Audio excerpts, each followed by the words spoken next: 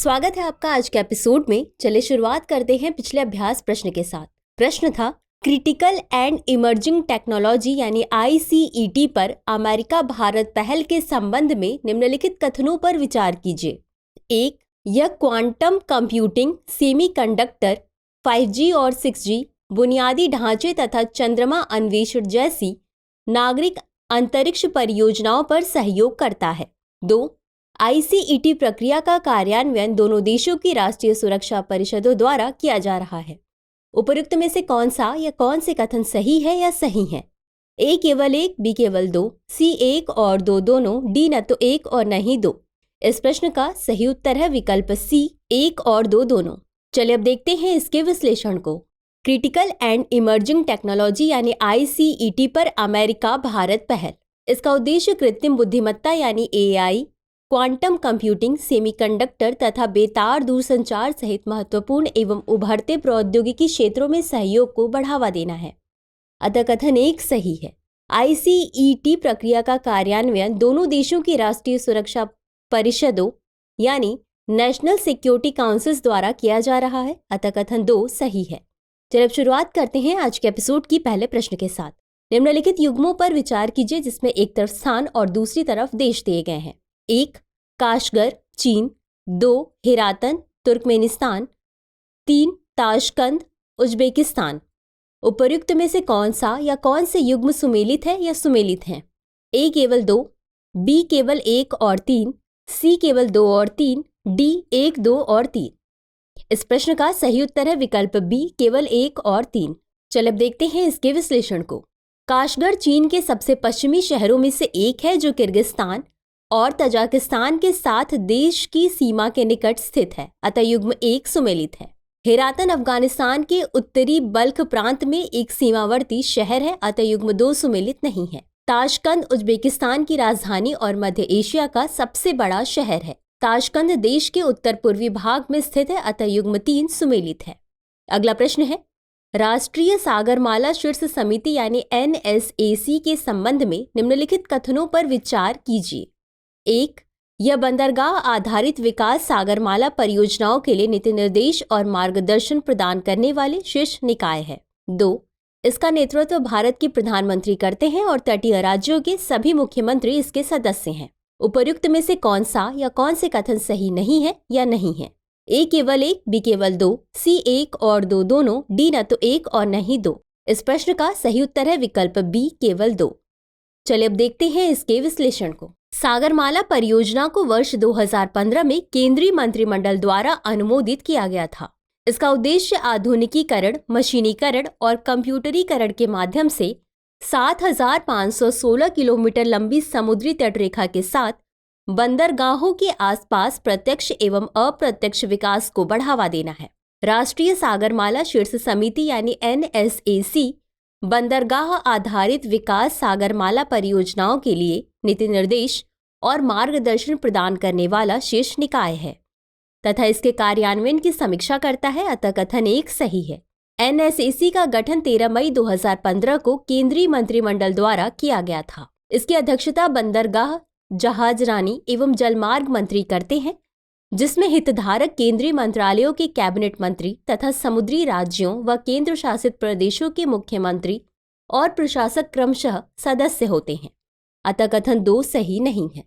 अगला प्रश्न है, निम्नलिखित कथनों पर विचार कीजिए। 1. समय समय पर संशोधित सूचना प्रौद्योगिकी IT अधिनियम 2000 कंप्यूटर संसाधनों के उपयोग से संबंधित सभी गतिविधियों को नियंत्रित करता है। 2.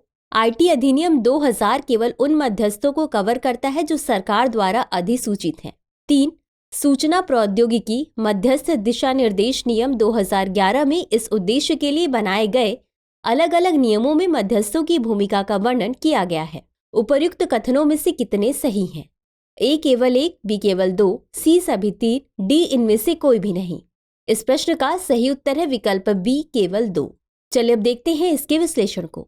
भारत में समय समय पर संशोधित सूचना प्रौद्योगिकी IT अधिनियम 2000 कंप्यूटर संसाधनों के उपयोग से संबंधित सभी गतिविधियों को नियंत्रित करता है। अतः कथन 1 सही है। इसमें सभी मध्यस्थ शामिल हैं जो कंप्यूटर संसाधनों और इलेक्ट्रॉनिक रिकॉर्ड के उपयोग में भूमिका निभाते हैं।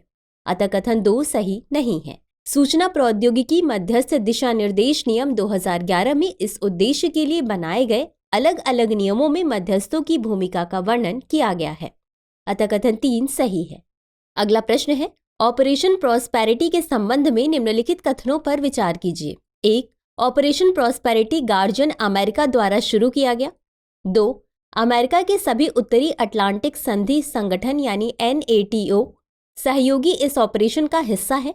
3. बहरीन इस ऑपरेशन का हिस्सा बनने वाला एकमात्र पश्चिम एशियाई देश है। उपर्युक्त कथनों में से कितने सही हैं? A केवल 1, B केवल 2, C सभी 3, D इनमें से कोई भी नहीं। इस प्रश्न का सही उत्तर है विकल्प B केवल 2। चलिए अब देखते हैं इसके विश्लेषण को।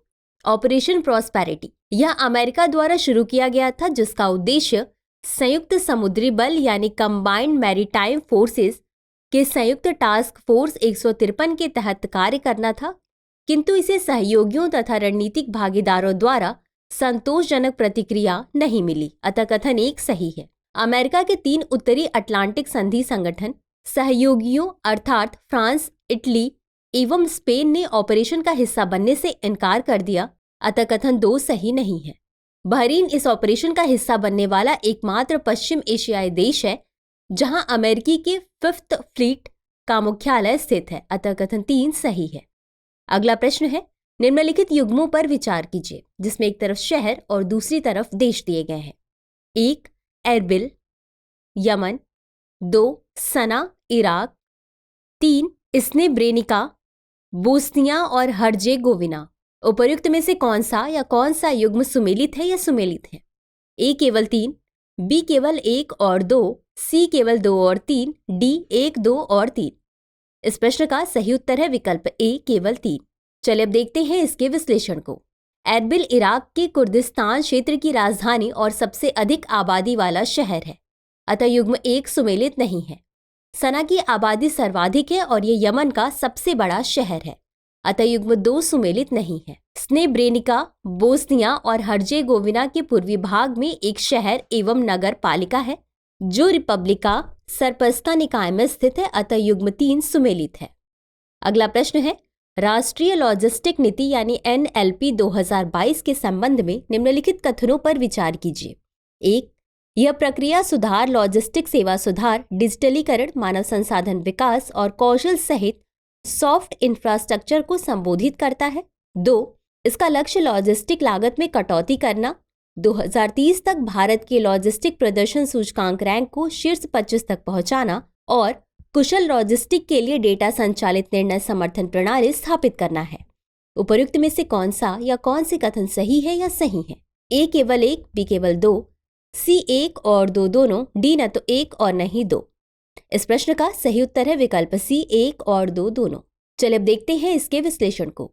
PM गति शक्ति राष्ट्रीय मास्टर प्लान यानी NMP के पूरक के लिए प्रधानमंत्री द्वारा 17 सितंबर 2022 को राष्ट्रीय लॉजिस्टिक नीति यानी NLP लॉन्च की गई थी। राष्ट्रीय लॉजिस्टिक नीति अन्य बातों के साथ साथ प्रक्रिया सुधार, लॉजिस्टिक सेवाओं में सुधार, डिजिटलीकरण, मानव संसाधन विकास और कौशल सहित सॉफ्ट इंफ्रास्ट्रक्चर एवं लॉजिस्टिक क्षेत्र के विकास पहलू को संबोधित करती है। अतः कथन 1 सही है।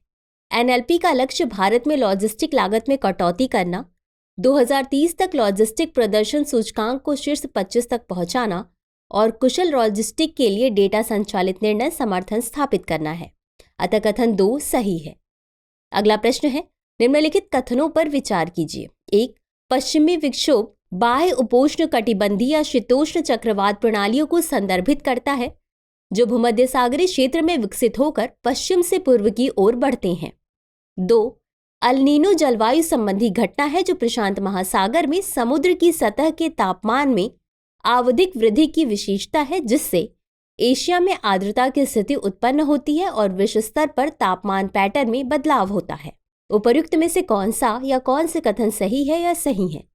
A केवल 1, B केवल 2, C 1 और 2 दोनों, D न तो 1 और न ही 2। इस प्रश्न का सही उत्तर है विकल्प A केवल 1। चलिए अब देखते हैं इसके विश्लेषण को। पश्चिमी विक्षोभ बाह्य उपोष्ण कटिबंधीय या शीतोष्ण चक्रवात प्रणालियों को संदर्भित करता है जो भूमध्य सागरीय क्षेत्र में विकसित होकर पश्चिम से पूर्व की ओर बढ़ते हैं। अतः कथन 1 सही है। अल नीनो एक जलवायु संबंधी घटना है जो प्रशांत महासागर में समुद्र की सतह के तापमान में आवधिक वृद्धि की विशेषता है।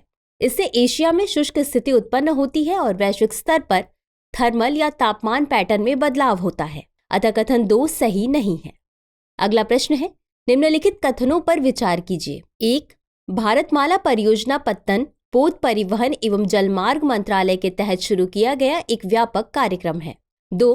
भारतमाला पहले से निर्मित बुनियादी ढांचे की बढ़ी हुई प्रभावशीलता, बहुविध एकीकरण, निर्बाध आवागमन के लिए बुनियादी ढांचे की कमियों को दूर करने एवं राष्ट्रीय व आर्थिक कॉरिडोर को एकीकृत करने पर केंद्रित है। 3.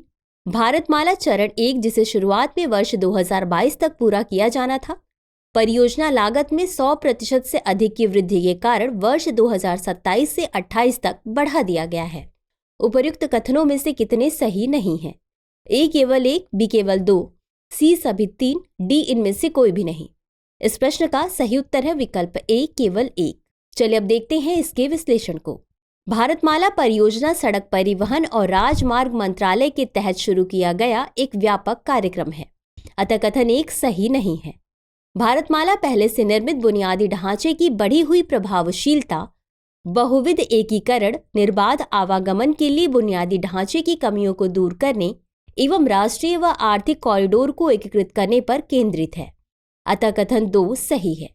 भारतमाला चरण 1 जिसे शुरुआत में वर्ष 2022 तक पूरा किया जाना था, परियोजना लागत में 100% से अधिक की वृद्धि के कारण वर्ष 2027 से 28 तक बढ़ा दिया गया है। अतः कथन 3 सही है। यह कार्यान्वयन में देरी एवं वित्तीय सीमाओं का संकेत देता है। अगला प्रश्न है, भारतीय प्रतिस्पर्धा आयोग के संबंध में निम्नलिखित कथनों पर विचार कीजिए। 1. यह एक सांविधिक निकाय है जो प्रतिस्पर्धा अधिनियम 2002 के उद्देश्यों को लागू करने के लिए उत्तरदायी है। 2. राघवन समिति की सिफारिशों के आधार पर एकाधिकार और प्रतिबंधात्मक व्यापार व्यवहार अधिनियम यानी MRTP एक्ट 1969 को निरस्त कर इसे प्रतिस्पर्धा अधिनियम 2002 द्वारा प्रतिस्थापित किया गया है। 3. आयोग में एक अध्यक्ष और 6 सदस्य होते हैं जिनकी नियुक्ति वाणिज्य और उद्योग मंत्री की अध्यक्षता वाले कॉलेजियम द्वारा की जाती है। उपर्युक्त कथनों में से कितने सही हैं? ए केवल 1, बी केवल 2, सी केवल 3, डी इनमें से कोई भी नहीं। इस प्रश्न का सही उत्तर है विकल्प बी केवल 2। चलिए अब देखते हैं इसके विश्लेषण को। भारतीय प्रतिस्पर्धा आयोग यानी CCI यह एक सांविधिक निकाय है जो प्रतिस्पर्धा अधिनियम 2002 के उद्देश्यों को लागू करने के लिए उत्तरदायी है। अतः कथन 1 सही है। इसका विधिवत गठन मार्च 2009 में किया गया था। राघवन समिति की सिफारिशों के आधार पर एकाधिकार और प्रतिबंधात्मक व्यापार व्यवहार अधिनियम यानी MRTP एक्ट 1969 को निरस्त कर इसे प्रतिस्पर्धा अधिनियम 2002 द्वारा प्रतिस्थापित किया गया है। अतः कथन 2 सही है। आयोग में एक अध्यक्ष और 6 सदस्य होते हैं जिन्हें केंद्र सरकार द्वारा नियुक्त किया जाएगा। अतः कथन 3 सही नहीं है। आयोग एक अर्धन्यायिक निकाय है जो सांविधिक प्राधिकरणों को परामर्श देने के साथ साथ अन्य मामलों को भी संबोधित करता है। इसके अध्यक्ष और अन्य सदस्य पूर्णकालिक होते हैं। आगे बढ़ने से पहले बता दें कि दृष्टि IAS के ISGS foundation course live online में 40% तक का डिस्काउंट उपलब्ध है। ये ऑफर 21 से 25 जनवरी तक उपलब्ध है। अधिक जानकारी के लिए डिस्क्रिप्शन में दिए गए लिंक पर क्लिक करें। अंत में देखते हैं आज के अभ्यास प्रश्न को। निम्नलिखित युग्मों पर विचार कीजिए जिसमें एक तरफ स्थान और दूसरी तरफ राज्य या केंद्र शासित प्रदेश है। 1. औली हिमाचल प्रदेश, 2. गुलमर्ग जम्मू और कश्मीर, 3. कुफरी उत्तराखंड। उपर्युक्त में से कौन सा या कौन से युग्म सुमेलित है या सुमेलित है? ए केवल 2, बी केवल 1 और 2, सी केवल 2 और 3, डी 1, 2 और 3। इस प्रश्न का उत्तर कमेंट बॉक्स में जरूर दें। आज के लिए बस इतना ही। शुक्रिया। डियर व्यूअर्स, अपने एग्जाम की तैयारी को और बेहतर करने के लिए हमारे चैनल को लाइक, शेयर और सब्सक्राइब करना न भूलें।